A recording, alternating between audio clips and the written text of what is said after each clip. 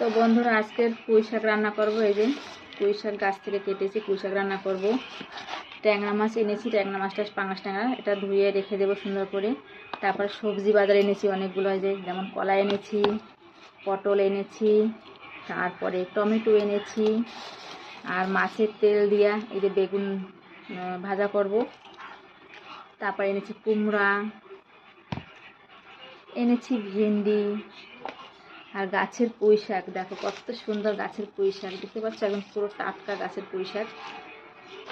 তারপরে দেখো আছে এখানে উচ্ছে আছে, আর আছে টমেটো। তো এগুলো বাজার করে নিয়ে এসেছি। আর পুঁই শাকটা কিন্তু গাছেরই পুঁই শাক। হ্যাঁ, তাই এগুলো এখন গুছাবো, সুন্দর করে গুছিয়ে গেছিয়ে তারপর রান্নাবান্না করবো।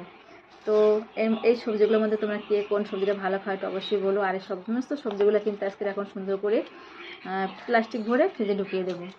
তো চলো, টাটা।